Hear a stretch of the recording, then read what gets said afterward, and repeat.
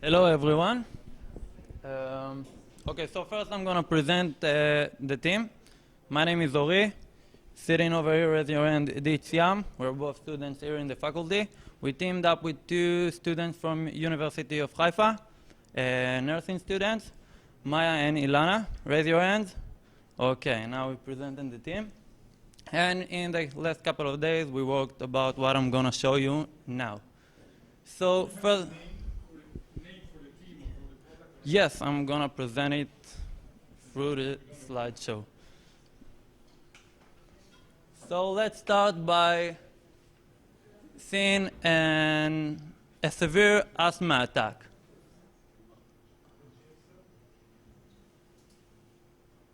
How the sound is going to work.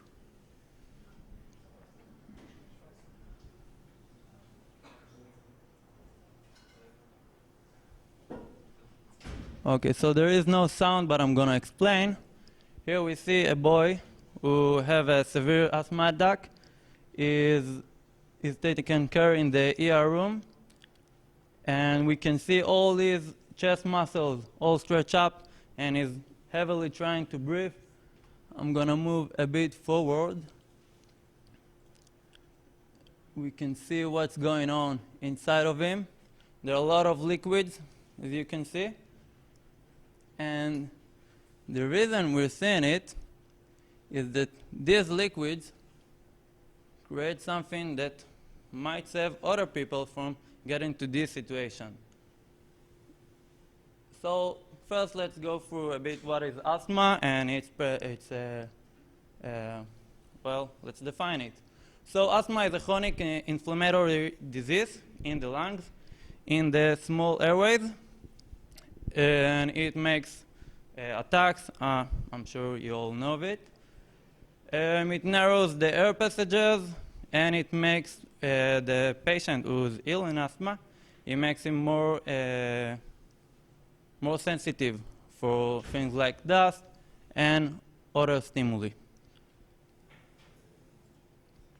Now, what happens when we saw the boy in the movie? What happened to him in the airways is that his airway collapsed and became really narrow, as we can see over here. And mucus and other liquids from the tissue, surrounding tissue, got squeezed into the lumen. So we have liquids in the lumen of the airways.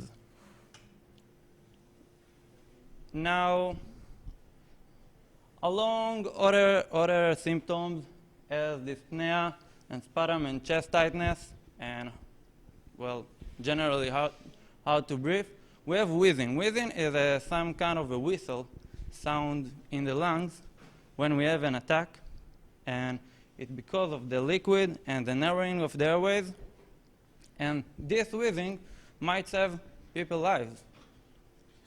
So, well, if we had audio here, you could actually hear it. If anyone would like to hear it, you can approach me later. We have here an audio recorded of about a minute and a half. Yeah, about a minute and a half of wheezing of a patient, which means that we could know that he's going to have an attack a minute and a half before he actually have an attack. And now I'm very proud, I'm very proud to introduce to you, fellow participants and judges and fellows all around the world, our first initial product, the Prophetin. It's Prophetin as a Prophet inhaler, and this is a SolidWorks video that we worked on. And the idea is, well, first of all, to save life by preventing the attacks. Second of all, I'm going to take this mouse over here. Second of all, now how this actually works. So the patient who has asthma attacks, he will wear all the time, little chest stickers, which are available already. That's nothing new.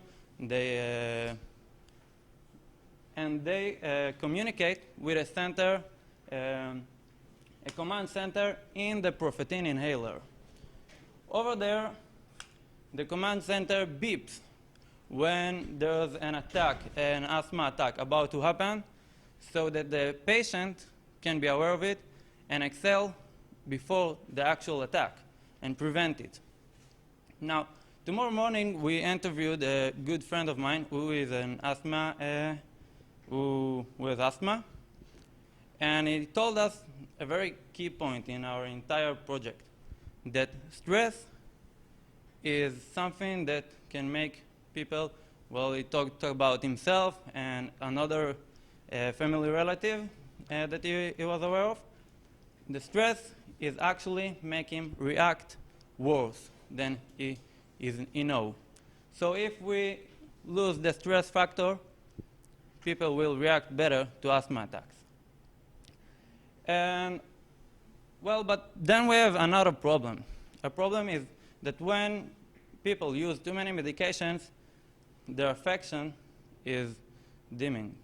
And it starts not to affect at all at some point. And so we see the unique part of our inhaler is that it has two balloons, two gas balloons, one with a normal medicine and one with suppressed air. So why is that? When an attack is about to come, the inhaler calculates the severity of the expected attack by the gradient of the intensity of the wheezing sound. This makes him to generate a mixed formula, and we looked up a small part. We did it on eBay, cost a few dollars. It can generate a mixed formula between normal medicine and air. You know, depends on the severity of the expected attack.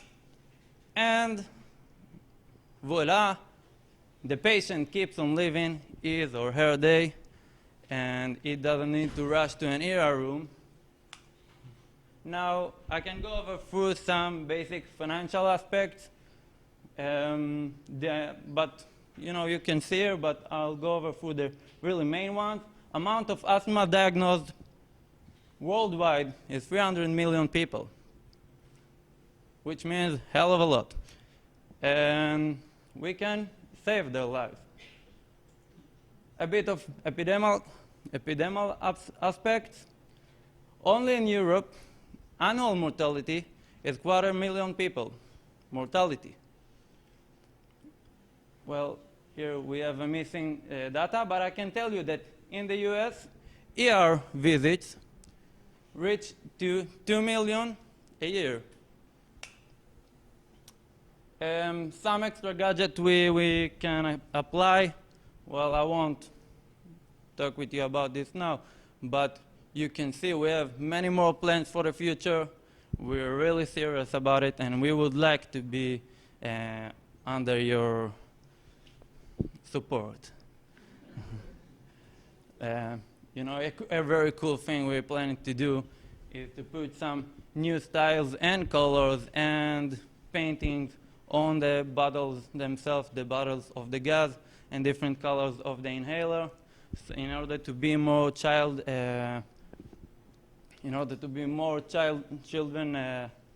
friendly product, and just a cool gadget that we do, and we think really promote ourselves. That's it. Thank you.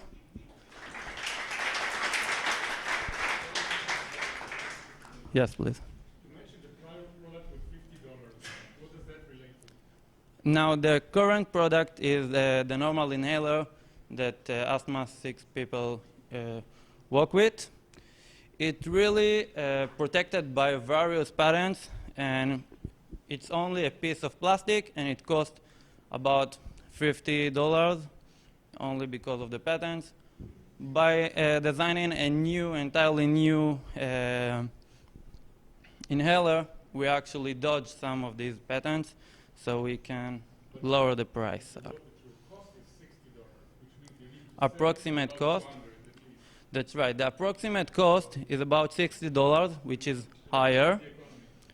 higher. But when we aim to the global market, we believe it's gonna get a bit lower. And plus, well, you know, it's only an approximated cost, and when we reach to the point we actually starting to manufacture, and even way before, we're gonna calculate everything and we're gonna try to make it the cheapest as we can, in order to be, you know, to reach all the people all over the world. We don't want only Europe and US. We want Africa, we want China, we want people who can't actually afford expensive stuff. Any more questions? Then thank you, everybody.